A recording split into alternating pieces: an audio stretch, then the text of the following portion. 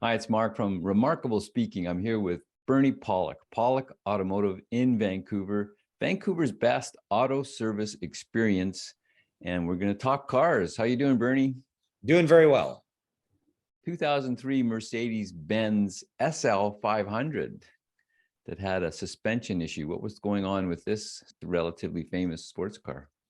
Yeah, so this vehicle has the active body control system, otherwise known as ABC, and it's the hydraulic suspension system, which I think what makes this car kind of neat. And it's not entirely unique to this model of Mercedes, but a few different models have it. But it's speaking from experience because I owned an SL55. It's a pretty awesome system. The car always sits level. You can raise it a little bit if you need extra ground clearance. God knows why. If it snows out, which is the worst car in the world to drive in the snow, but you can do it. But anyways, it basically adjusts the suspension when you go around corners. The vehicle never leans. It just goes straight around the corner. When you hit the brakes, the car never dives. It's pretty awesome. So anyways, what was happening with the vehicle is that the suspension would drop. Like sometimes overnight, the customer would leave it and you'd find the vehicle, especially on the front, the car would be down. I'll just actually go straight to the screen share of the car right now. You can see the vehicle sits nice and level. You look at the distance between the top of the tires and the wheel well, they fit really nice. And this is the suspension on the lowest setting, which is where you kind of want to be driving it for best sporty driving. The vehicle would actually drop. So you'd find this fender would be kind of over the tire too much and the car would sit on an angle. And by the way, just a little tip on this car. It's in the owner's manual. When you park the car, you're always supposed to put the wheels straight, because if there is a problem with the suspension dropping, the fenders will actually start resting on the wheels, which is obviously not something you want. So if you own a Mercedes with ABC, always park it with the wheels straight. And just get back to us and we'll look at pictures some more.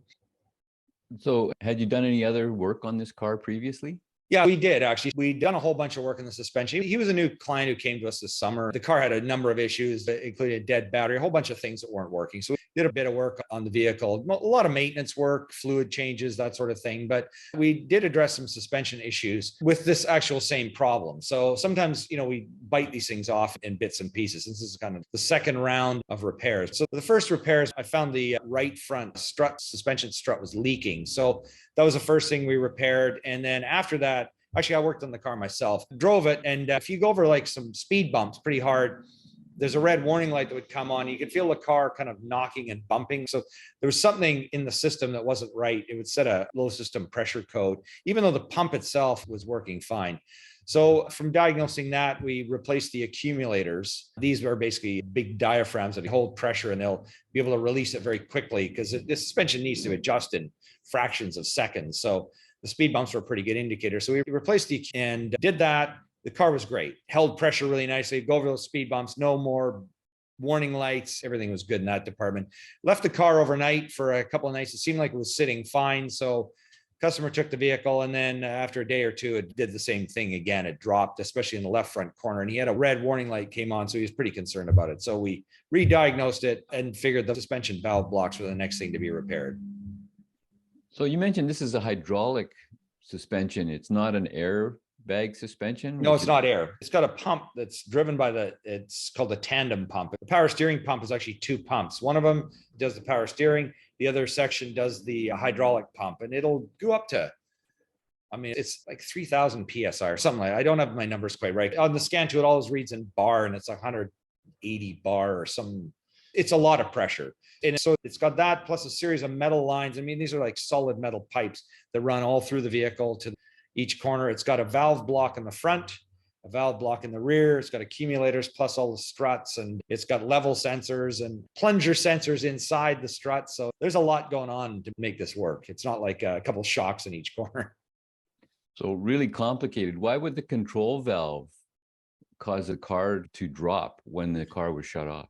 I've never looked at the inside of them, but what I imagine them to be, these are very large solenoids. We're going to look at pictures in a second. They're very large solenoids. They're valves that, they have seats and they hold pressure. There's a lot of pressure in the system. So they have to hold that pressure. So if there's a slightest bit of leakage, the car will start to drop.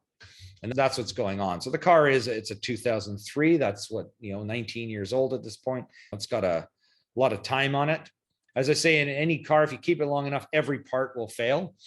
But if you have a car that's 50 years old, there might be some parts that still don't fail, but you just never know. Anything's a potential failure item. Let's just look at some pictures of the valve blocks. So there's the car again. Here's a shot of the valve block. This is the new replacement, and this is the old one. One thing that's interesting when you look at this old one is you notice these are the solenoids. There's basically a blocking valve and a control valve. So one will release pressure, one will actually block it. And I don't know entirely how they work inside. It's not really possible to disassemble them without smashing them apart with a hammer, which is unfortunate. It'd be nice if you could actually take it apart and try to service it and clean it, but they didn't give that option. But you notice the solenoids look much larger on the new units. That's the one on the left. This is a different view looking at the other side of it. But again, you can see that the solenoids, they're much larger than the original units. So there was probably something that happened along the line where they made them a little bigger, maybe a little more reliable, although, we don't replace them that often. They don't fail too often for actual electrical issues, but nonetheless, they're a little more robust. So these are the solenoids. Again, the old ones, the new ones, there's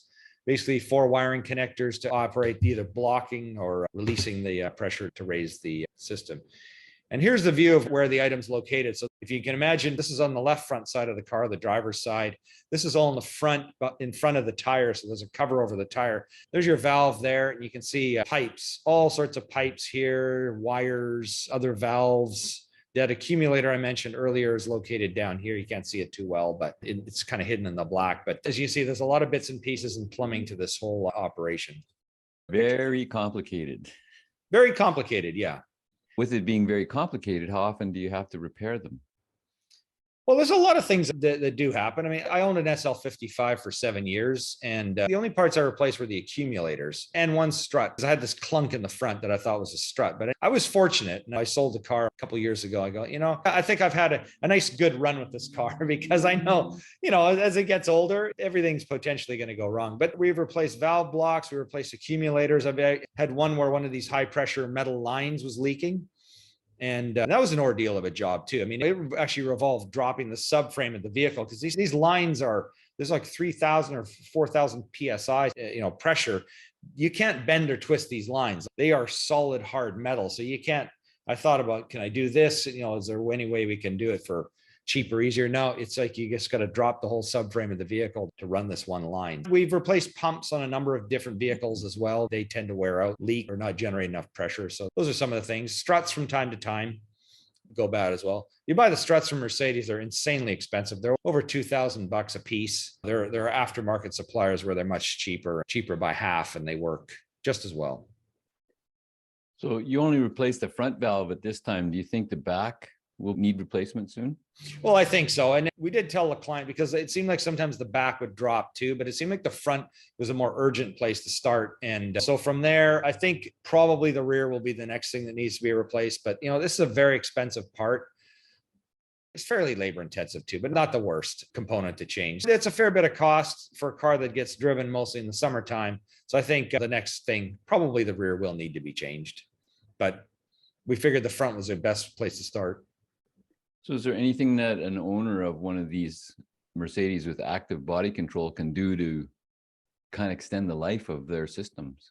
Well, you can flush the fluid on them, and that is a good maintenance service to do every once in a while. And I'd say, once in a while, meaning every 5 years type of thing, is probably a good amount of time. So the fluid can be flushed and cleaned, and that's probably a good thing to do. It does tend to get black. It's noticeably dirty after a while. The fluid's kind of a clearish, greenish tinged fluid, not entirely clear, but it's a greenish tinted fluid, and it's noticeably black after, most of the time when we do these services, the car is probably 10 years old or more, because a lot of people don't do them. But there's a filter in the reservoir, and there's a good fluid service. It's not cheap. The fluid itself is not cheap, and you need to run a lot of fluid through it, but it's a good thing to do probably every 5 years to save yourself some money on replacing the big components. And that keeps things like the valves functioning and moving well. Then you start getting dirty fluid and it breaks down, it doesn't seal as well.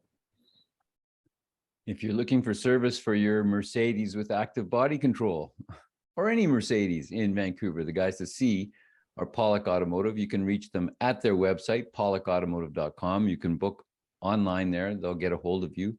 Or you can call them on the phone, 604-327-7112. You have to book ahead to get in to see them. They're always busy. Best auto repair in Vancouver. Thank you so much for watching and listening. We appreciate it. Thank you, Bernie. Thank you, Mark. Thanks for watching.